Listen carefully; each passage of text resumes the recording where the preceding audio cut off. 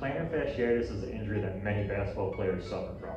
Even non-basketball players can suffer from this injury as well. Today we're going to quickly go over what plantar fasciitis is and what we can do to fix it. Plantar fasciitis often presents as pain in the bottom part of the foot or the heel of the foot.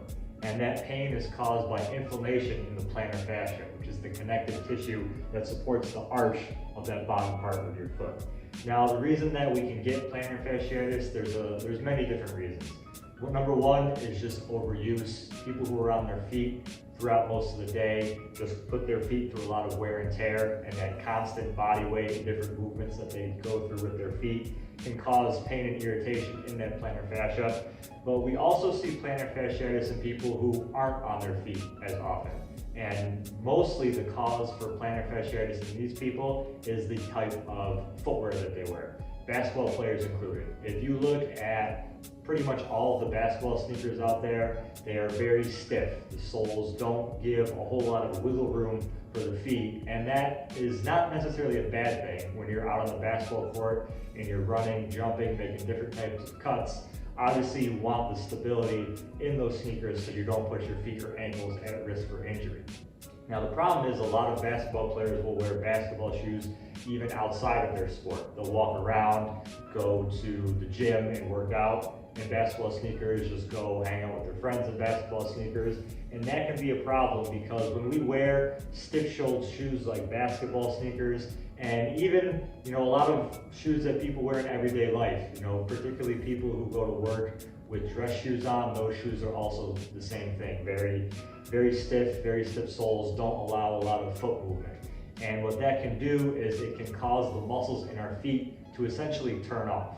And when the muscles in our feet turn off, it puts more stress on the plantar fascia, making it work harder because those muscles aren't doing what they're fully capable of doing. So that's really the main reasons that someone can suffer from plantar fasciitis. So what we want to do is really reactivate those muscles in the foot, take the stress off of the plantar fascia, and eventually recover from that condition. So we're going to go over a few exercises to help us do that. Our first exercise is a sock pickup. Now you can do this exercise with either socks like I have here, or you could use a small hand towel if you have access to something like that. Just something that you're able to pick up off of the ground. Now we're going to do this exercise barefoot so we get the most out of it. And all I'm going to do is, using my toes, I'm essentially going to treat them like fingers, like I was trying to pick something up off of the ground. So I'm just going to place my foot over that sock. I'm going to spread my toes out as wide as I can get them. That's key to this exercise as well. We want to really spread those toes. And after I spread those toes, I'm going to try to grab that sock, lift it off the ground a couple inches, and then drop it. And that's going to complete one repetition. Making sure that on every rep, I get that full toe flare, that full toe extension, and then really try to grip that sock nice and tight with my toes as I lift it up off the ground. If you don't have the dexterity in your toes quite yet to actually lift that sock or towel off the ground, don't worry about it. We can modify this exercise and still get a really good benefit out of it. Instead of trying to actually grip that sock or towel and lift it up off of the ground, all I'm going to do is I'm going to flare and spread my toes as wide as I can. Then I'm going to try to curl and tuck my toes underneath my foot as I pull that sock or towel a little bit closer to my foot. Then I'm going to spread the toes again, curl that sock in. Spread the toes again, curl those toes, pull that sock in. So I'm going to get my set number of reps doing that movement instead of trying to actually lift that towel or sock off the ground. The second exercise that we can perform is an independent toe raise. Similar to the first exercise, we'll perform this in our bare feet.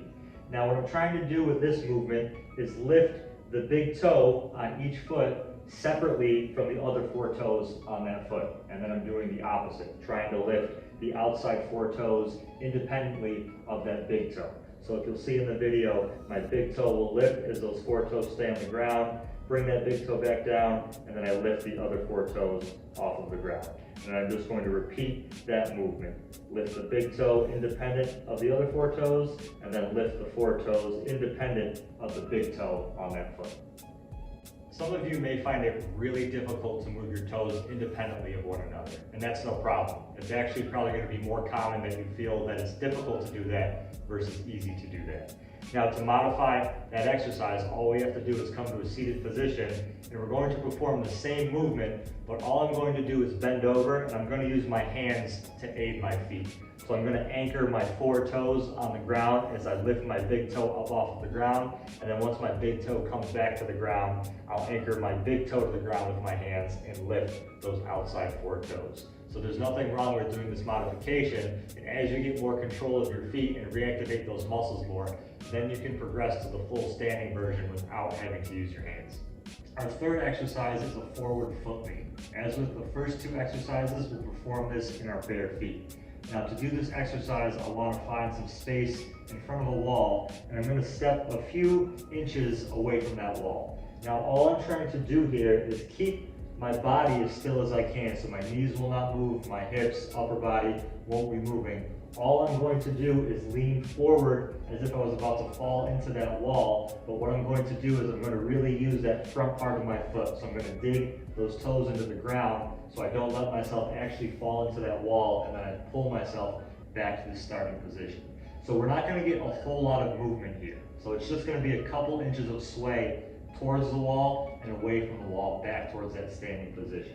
But you'll see in the demonstration that I am getting a little bit of sway as I lean towards that wall, use all of my foot muscles to stop myself, and then pull myself back up to that standing position. The 3 exercises that we covered today are really good with helping us deal with plantar fasciitis. Even if you don't suffer from this condition, I would still recommend doing these exercises before a workout.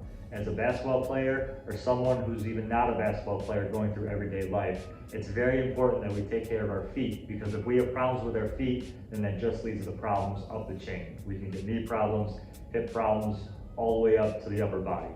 So doing these 3 exercises is really key to being the healthiest that you can be.